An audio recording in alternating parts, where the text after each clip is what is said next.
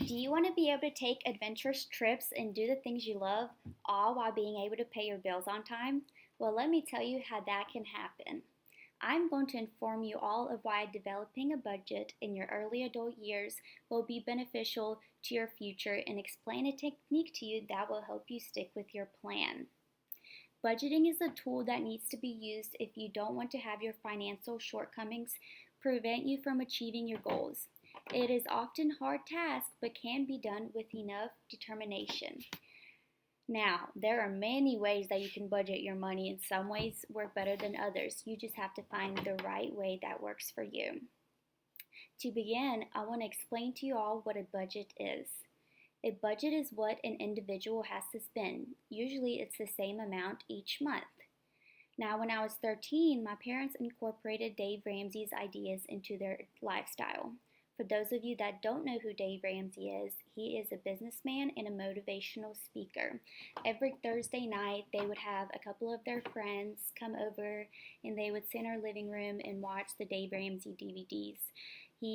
I forgot what series they were watching, but there were so many of them, so they were coming over for months and had this going on. And Dave Ramsey makes videos for people of all ages, and he can help you budget how to pay off your car, where to get the best loans for school or any personal loan. He's a very knowledgeable man.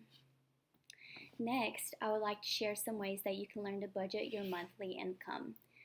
So when I watched some of the videos with my parents, one of the plans that Dave Ramsey had is, I call it the envelope plan. He had a wallet that he sold, and you don't necessarily have to have a wallet for this. You can just stick to the envelopes, and inside each envelope, on top of each envelope, you would write your expenses for each month. For example, gas, groceries, bills, and then wherever else you choose to spend your money on. Some people may have a car payment, such things like that.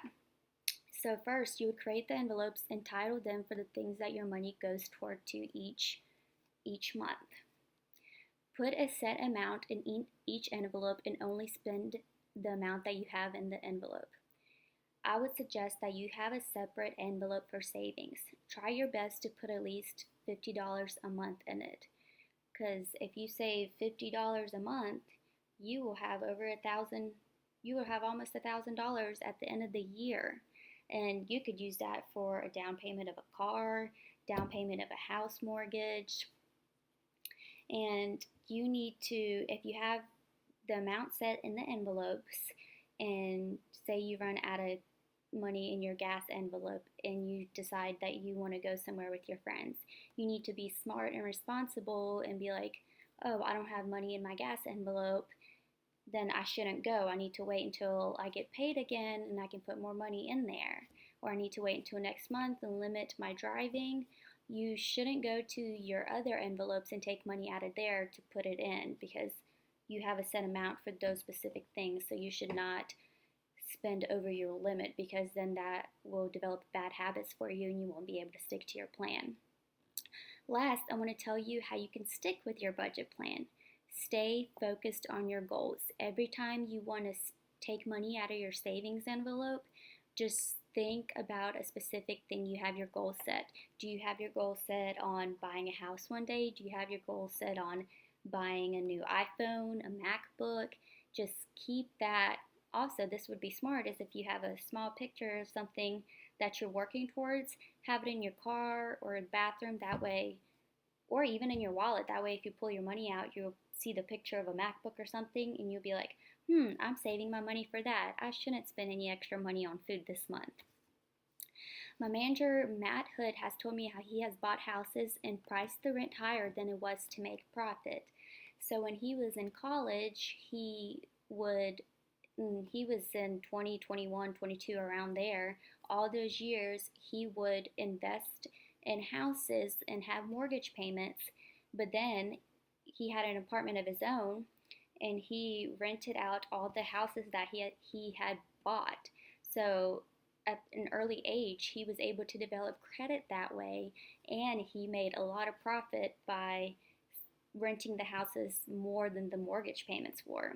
Because you can buy houses nowadays, some of them you don't even have to have a down payment, and a lot of times mortgage is a lot lower than renting a house out. Another way that you can put a little money, extra money in your savings account each month by getting side jobs. You can start babysitting every now and then. If you have a full-time job that you work somewhere and you get paid hourly, you could serve on the weekends and make extra money that way, because serving is just cash in hands every day you leave. There are so many things you could do. You can do yard work for other people. That way you'll have extra money towards your savings, and you can be working towards your goals on saving for the things that you want. I would have to give most credit to my parents, because I wouldn't be able to save money and budget my money as well as I do now without them. So a lot of credit goes to them. Now, the three people that have benefited me financially wise and influenced me and helped me learn about financial things would have to be my manager, Matt Hood, and then my parents, and then definitely Dave Ramsey. I've watched a lot of Dave Ramsey videos, even on my own. I search him on YouTube all the time. Before I went and bought a car, I looked at like the best places to get a car while you were in your early 20s, and he is just so helpful.